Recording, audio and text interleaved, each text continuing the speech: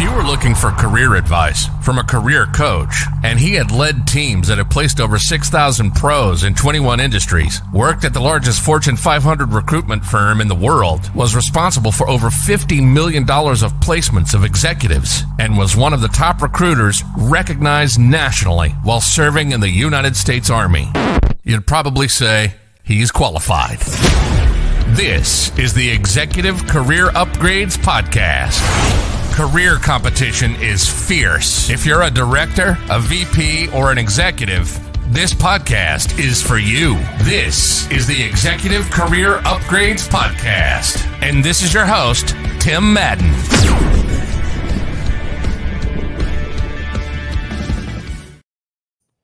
All right. Let me, we're good to go. Everything's working. Sweet. Hey, welcome to the Executive Career Upgrades Podcast with your hosts, Tim and Kristina Madden. Hey, if you don't know us, we help those targeting six figures and multiple six figures to find jobs they love sooner than later, hopefully quickly. Hey, we go live each week inside the Executive Career Network, which is the fastest growing career network on Facebook. Check us out. We're at 7,300 members now. Hey, if you're watching in the ECN right now, say hi in the chat. Or if you're watching on LinkedIn, let us know in the comments as well. Hey, we're also streaming to YouTube. We're actually streaming everywhere on the internet. After this is complete, we're going to upload it to iTunes, Spotify, iHeart, basically everywhere. Hey, do us a favor. If you're listening on iTunes right now, you're listening to the recording, hey, like the episode, comment, give us a review. Let us know, right? What would you like us to talk about next week? Are you struggling with something in your career? Not sure, make a move, maybe get on more interviews, how to be more confident? Email me any of your topics at tim@execupgrades.com. And that's what we'll talk about. Hey, congratulations to everyone who has been a part of the ECU community this year so far. We had 13 more offers come in this week. And Kristina, we just surpassed the 100 offers. Can you believe we've got 100 offers this year already? Excellent. Okay, cool. Are you there? Yeah, no, Omnipresence, baby. Why are we streaming everywhere? Why are we in your face today? That's what we're talking about today. But as always, before we get started, hey, if you need help in your career, go on over to execupgrades.com/podcast and schedule a call with us to see if we can help you. Let's get started. Episode 33. Hey, harnessing the power of being omnipresent, okay, as it relates to networking and your career search. Here's the first thing. If you don't know what omnipresence means, it means you are everywhere, man. You are everywhere like Coca-Cola. When you go to the gas station, the supermarket, Disney, a hotel, if you go anywhere, you could probably find a can of Coca-Cola or a bottle somewhere, right? Omnipresent. So how can you be like that if you're in a job search, or more importantly, you're not in a job search, but you're trying to develop this so you never go without purposeful work? Super important. So, hey, if you've been following us for a while, you know your biggest problem in your job search, number one, is most people don't know you, right? Here's what I mean by that. Everyone that you've worked with doesn't know you're in a career search. Every vendor you've ever worked with, every friend, everyone you completed your MBA with, your PMP certificate, they don't know you're in your job search, okay? And they don't know what accomplishments you've had over the past couple of years. So does it make sense that if I've forgotten about you and I don't know you're in a career search and I don't know what you do, how am I ever going to be able to help you, right? So how do we kind of start this omnipresence for our own network to build it, and more importantly, to maintain it, right? How do we re-engage with these people that might be able to help us, and more importantly, stay top of mind? Because if you don't know, here's how marketing works. And we'll go through the last thing Kristina bought. So, hey, I got a new iPhone. I didn't need it, but let me just tell you how important Omnipresence and Apple are. Here's what they do, right? They hit you with an ad. It's a 2-day battery. I'm like, I have the iPhone 11. I'm good. You can take better pictures with your family. You can do this and this. And then I'm like, all right, you sold me. And then I bought the product, right? Kristina, what's the last thing you bought that you put in your cart 10 times, but because of an ad or something, you decided to purchase it? There's been a few of them actually in the last few weeks, but are you talking about my bike? Oh yeah. How many? So we just got basically like a Peloton bike, right? How many times did you look at that bike before you purchased it? Honestly, with that one, it was probably every day for a year. That's how long it took on that bike. Been thinking about it for a year, right? Were you Yeah. hit with advertising, different videos, emails? What's the one that you're talking about? Because it's slipping my mind because it's important what just happened. What's that?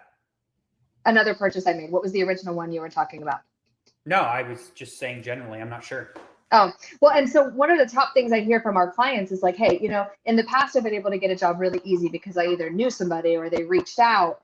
And now, I'm going after a whole new market and a whole new network of people. And, I hear, I don't want to be salesy. I don't want to be annoying. I don't want to be all these things. And guys, think about it as, what kind of impact do you want to make on the world, right?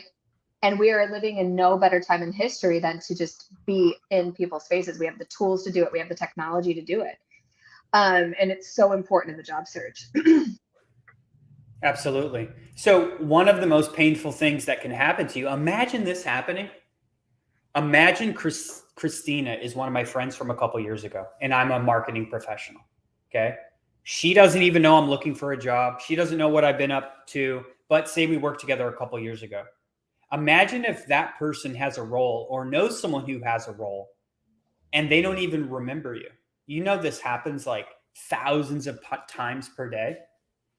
Let me know if this has ever happened to you. You have a friend who's a realtor, but when you were buying your house, you forgot about it, right? You forgot they're a realtor and you go buy a house and your friend's like, what the hell? You bought a house and I didn't even know, right? And I know Kristina was just talking about that briefly too. What were you saying earlier?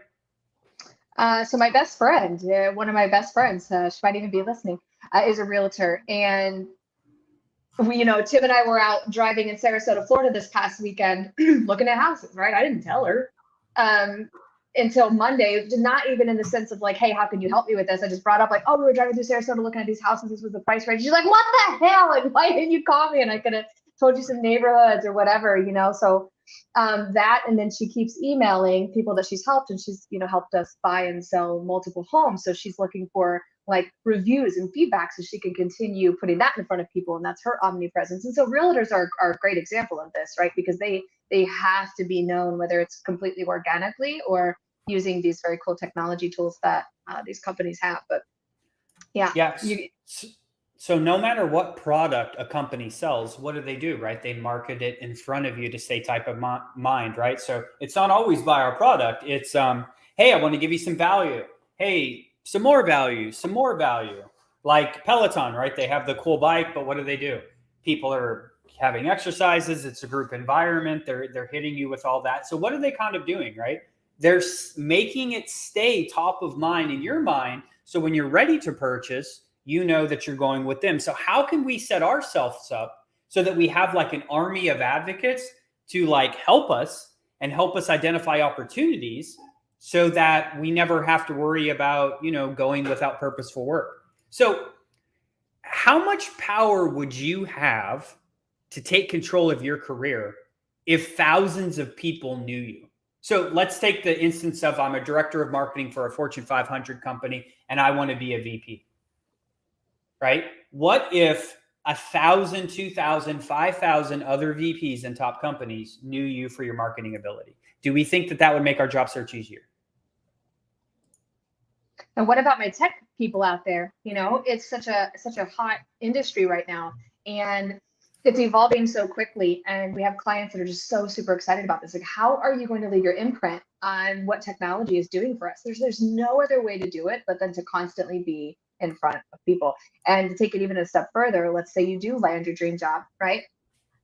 The statistics, Tim can run you through this. People are only staying in jobs 1 to 2 years, not because they don't crave longevity, but because there's bigger, exciting, higher paying things going on. Well, what network are you going to dip into if you haven't spent time becoming really relevant in that space?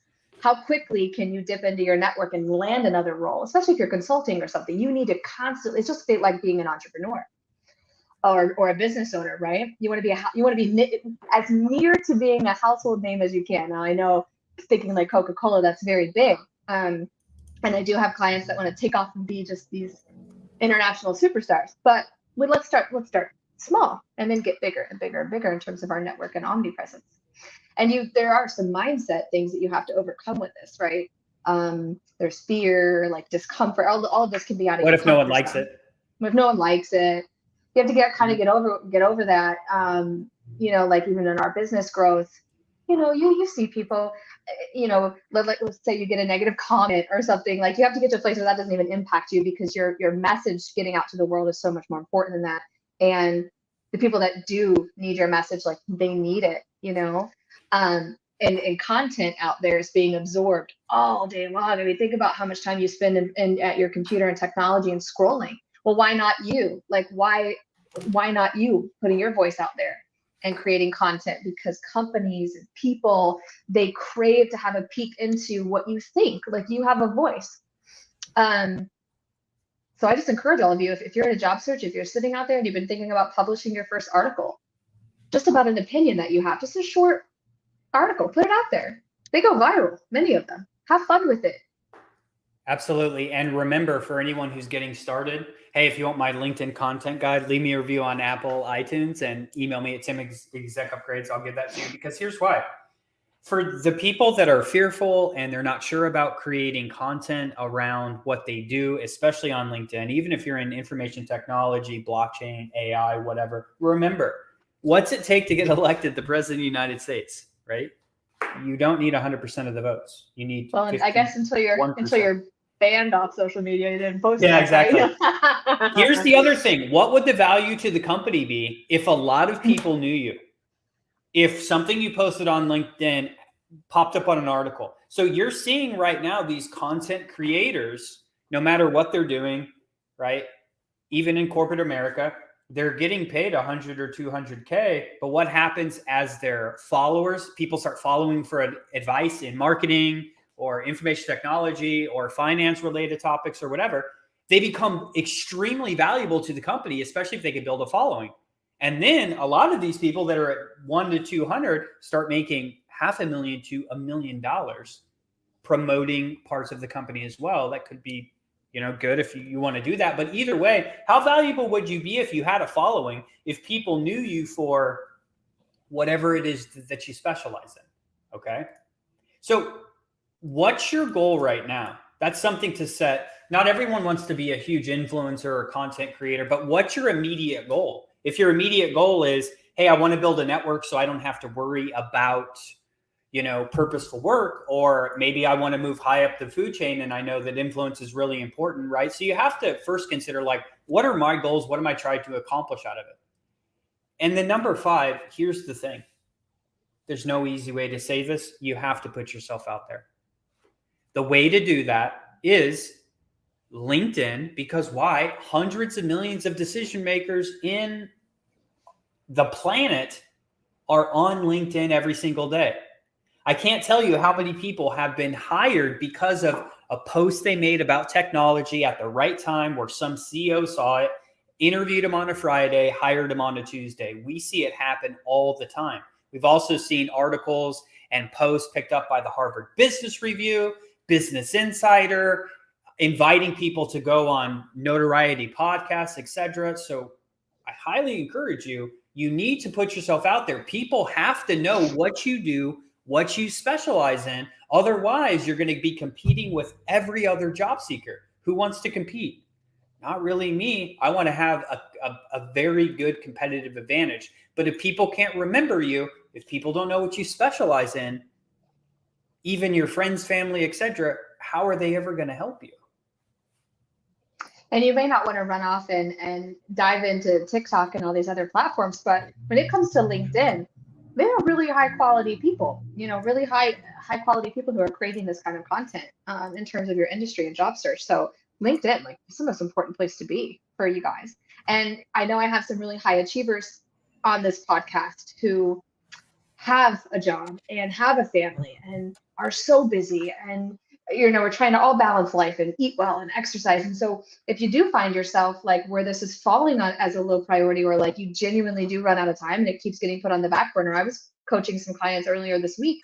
Hire a VA. I'm just putting this out there. There are some great writers out there. If you throw around some topics, they can really help you get those creative juices flowing, hire, outsource some of this stuff, push this content out, like get behind it, like, you know, do this thing. Yeah, even for like there's people on Fiverr who will help you get started for literally like $100 a month, right? For $100 a month, they can do all of this for you. But either way, however you get it done, here at ECU, what do? We're everywhere on the internet. We want to make it easy for people to find us. So guys, I don't know anything about Pinterest. Executive Career Upgrades is on Pinterest. We're on TikTok. We're on YouTube. We're on Instagram, right? Because I know that the more people that see our stuff, testimonials, etc., probably the more inspired people that we can help, right? Who have problems in their career. But hey, shame on you. Shame on you if you're good at what you do, but no one knows. Shame on us if we have a process that's hired lots of people, but people can't find us, right? So, hey, if you're good at what you do, think of it as, you know, a moral and ethical obligation as well. If you're great at what you do, it's your responsibility to level up for your family, to level up and make a bigger impact on corporate America. And to do that, you might have to do things that are new to you, which is building an army of advocates and staying top of mind. Go ahead, Kristina. I forget whose quote this is, but the most important thing in life is to discover your gifts and then give it away, right? And so I'm always asking myself, like, I'm always trying to take responsibility for, and I still struggle with this, but like, how dare me to withhold my gifts from the world? I'm only hurting myself and others. And so get excited about it too. Like, I know it can feel like such a big, heavy task, but like, give yourself a minute to like feel that. Feel the fear and anxiety and discomfort about it, feel that out, and then get to work on it, you know, and focus on the bigger question at hand, which is how can I touch as many lives as I can? And again, I know I already said this, but there's been no better time in history than to use the technology that we have. There's been no better time in history than now to explore your full potential through the use of these amazing platforms. Absolutely. Hey, if you didn't check our podcast episode, I put it down in the chat, right? We have one that talks about LinkedIn content strategy. It's a phenomenal episode. Highly recommend you changing it. You know, you check it out, because your biggest problem right now, just to recap, is not enough people know you. If they did and know how valuable that you were in the marketplace, what you've achieved, you probably wouldn't have an issue getting a job. What would that do for your career if a lot more people knew you? You know, we talked about how to re-engage, how to get known on LinkedIn. Because it would be a shame if someone in your inner circle right now, right, the people that you talk to at least once a month, every couple months, right? What if they have an opportunity right now? And how much power would you have in your career or at your company if people followed you for your advice in finance or operation strategy or marketing, etc., right? To do this, right, you have to have some type of strategy to do it. So highly recommend changing, you know, or checking out the previous podcast down below in the chat as well. Kristina, any closing comments? I really like some of the tactics people are using in taking their industry or product and relating it to lifestyle. So you go back to like the Peloton, which it wasn't Peloton, by the way, it was the Beachbody one, which is super freaking cool if you haven't seen it. But I would come across emails, right? It was like cardiovascular health and the future, or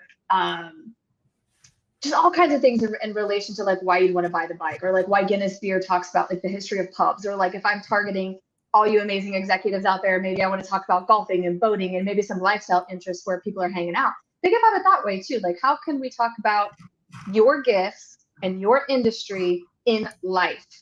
So if nothing else really hit home right now, think about that. Who can I touch and how can I influence them through lifestyle? What you know these people are interested in. I think that's a super fun way to go about it. That's it. Excellent. Well, hey, everyone, thanks for tuning in. As always, we have previous podcast episode down below in the chat. Lots of good stuff on interview tactics and strategy, what to say, how to get on interviews, what to say when people ask you, you know, objections or anything about salary stuff. Highly recommend you guys check those out. If you know you need some additional help in your career as well, you can go on over to execupgrades.com/podcast so we can see if we can help. Until next week, have a great day.